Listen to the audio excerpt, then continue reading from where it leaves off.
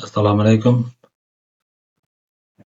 Ayb konferensda maqolasi chop etiladiganlar diqqatiga. Demak, siz konferensiya materialiga maqola bergan bo'lsangiz, u Ayb konferensiya chop etiladigan bo'lsa, kompaniya sizdan rozilik so'rash uchun quyidagi ko'rinishda xat jo'natadi. Mana bu yerda xatni ko'rinishi va Ayb oldin o'zini Ayb saytida sizdan rozilik olgan bo'lsa, hozir maxsus mana bu Revive degan yangi sayt yaratgan va bu sayt orqali qanaqa qilib o'zingizni maqolani chop etishga roziligingizni bildirish mumkin bo'lgan holatlarni hozir ko'rib chiqamiz. Demak, buning uchun pochtangizga kelgan xatga kiramiz. Va bu yerda mana sizga xat kelgan. Mana bu xatni imkon qadar tushunarli bo'lsin, rus tiliga o'giramiz. Demak, mana bu yerda Добро пожаловать в Revive. Platforma обеспечивает пресс публикация материал конференция Ayb deyapti va sizni ism-sharifingizni ko'rsatadi. Если вы входите в систему первый, вам сначала нужно установить parol. Ya'ni birinchi marta kirayotgan bo'lsangiz, o'z parolingizni yaratishingiz kerak bo'ladi. Demak, hozirgi videoni ko'rayotganlar asosan birinchi marta bu platformaga kirilyapti. Chunki bu yangi platforma, o'shaning uchun o'zingizni parolingizni kiritishingiz kerak bo'ladi. O'zingizga qulay bo'lgan parolni kiritasiz. Demak, uстановить parolga bossak, maxsus saytga o'tadi. Mana bu yerdan sizga parol taklif qilinadi yoki bo'lmasam o'zingizni parolingizni yaratishingiz mumkin bo'ladi.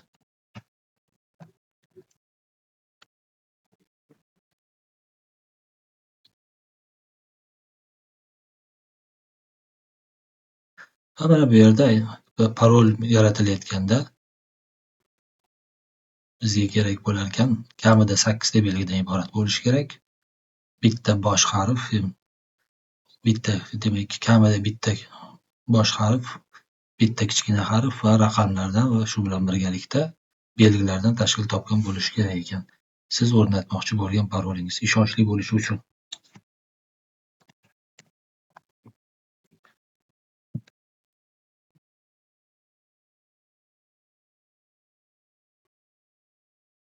Mana parol yaratildi. Va parol yaratilgandan keyin siz o'zingiz pochtangiz orqali kirishingiz mumkin bo'ladi. Demak, biz kirdik. Mana bu yerda условия положения. Bu yerdan endi согласиeni bosib olamiz. Xo'p, начать buni пропустить qilsak bo'ladi.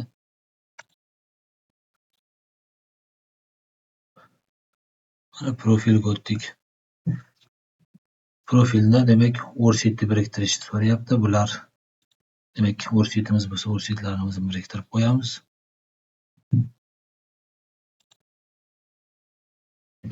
Mana bu meni worksheetim. Demak, разрешить достуp.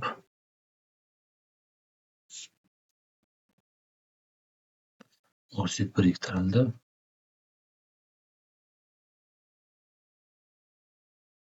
Keyingi qadam bizda mana bu ko'rinishdagi xat bo'ladi. Mana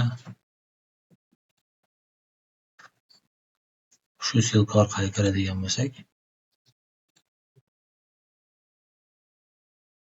bizda mana oxirgi konferensiyamiz haqida ma'lumot turibdi.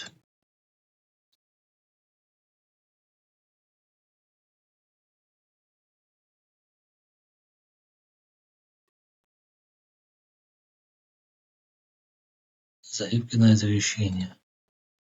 Bu bo'limga kiramiz.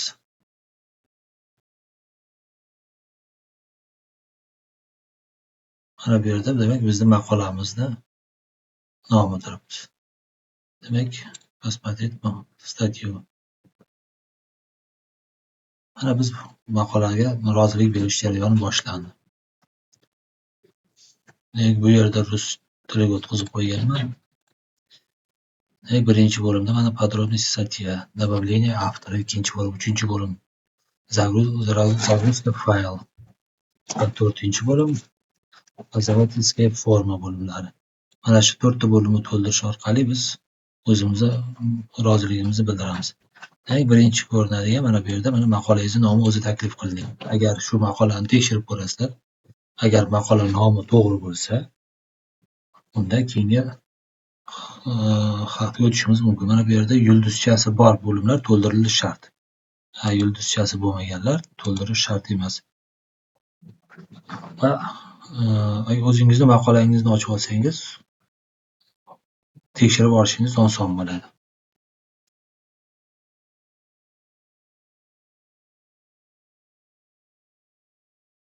Demak, maqolani nomini tekshiramiz. Maqola nomi to'g'ri. Ayb konferensiyasida kal so'zlar bo'lmaydi, o'shaning uchun bu bo'sh qoladi. Xo'p, razdel bu yerda ham o'zlari taklif qiladi, uni tekshirib ko'ramiz va davom ettirishni boshlamiz.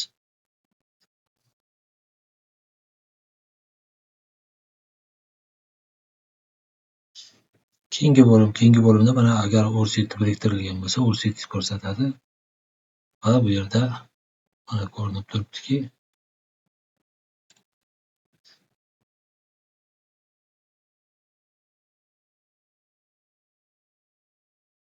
keyingi qadam o'zingiz haqingizdagi ma'lumotlarni kiritish. Buning uchun mana bu bo'limga bosamiz. Mana bu yerda o'zingiz haqingizda ma'lumotlarni kiritishingiz kerak bo'ladi. Bu yerda faqatgina to'ldirish majburiy bo'lganlar, demak yulduzcha, qizil yulduzchali bo'limni to'ldirish majburiy hisoblanadi. Bu yerda mana birinchisi sizni to'ldirishingiz bo'lgan tashkilot, qaysi tashkilotda ishlashingiz haqida. Va qidiruv bo'limi, agar qidiruv bo'limida o'zingizning tashkilotingiz mavjud bo'lmasa, unda mana bu bo'limdan siz ishlayotgan ta'lim muassasasini yoki ilmiy tekshirish institutini qo'lda kiritishingiz mumkin bo'ladi. Va undan keyin mana bizniki demak akademik O'zbekiston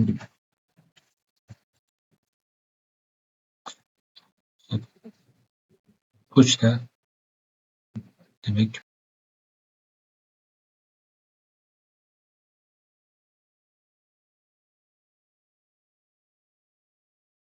keyingi bo'limga o'tamiz.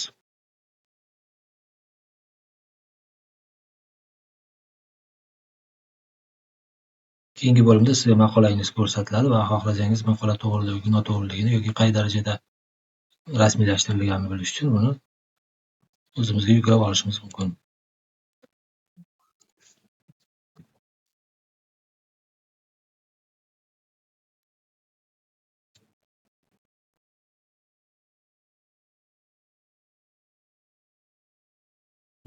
Maqola demak Word varianti oxiriga tasdiqlangan ko'rishimiz mumkin. Demak, hammasi joyidaligini ishonch hosil qilgandan keyin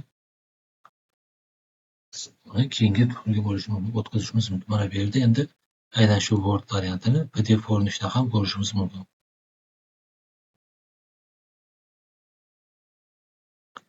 Mana PDF o'tkazildi va buni yuklab olishimiz mumkin. Mana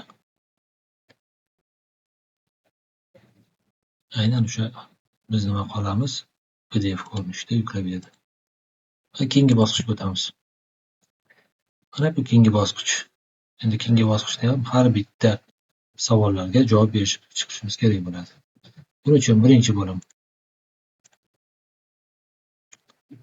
bo'limda qo'yilgan savol: Убедитесь, что статья является оригиналом и не была опубликована где-либо еще. Yana bir joyda maqola chop etilmaganligiga ishonch hosil qilish uchun siz demak unga tasdiqlatishingiz kerak. Demak, haqiqiy original boshqa joyda maqola nashr etilmaganligini tasdiqlaysiz.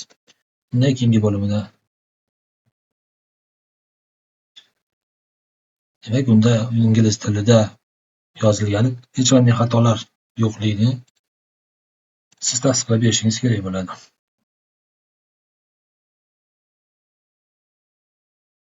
Keyingi bo'limi demak sizlar ham mualliflar bu maqolaga rozimi?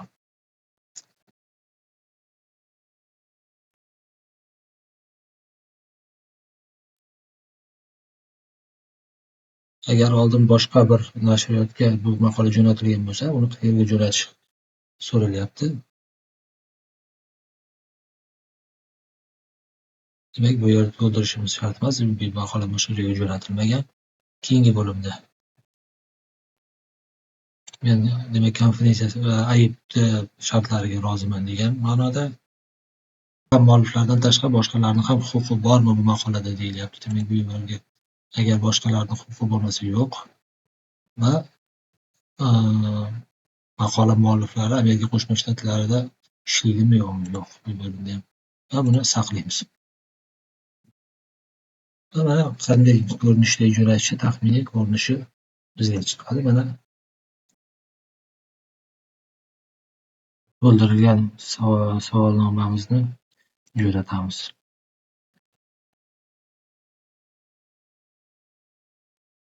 Bu bo'limda maqolani qaysi ko'rinishda chop ettirishga rozilik bildirishi so'raladi. Agar ochiq, открытый достуp bo'ladigan bo'lsa, unga qo'shimcha ravishda pul to'lanadi. Biz uni quyidagi, demak, ochiq bo'lmagan dostupni tanlaymiz. Va demak, an'anaviy chop etishni tanladik. Saqlaymiz.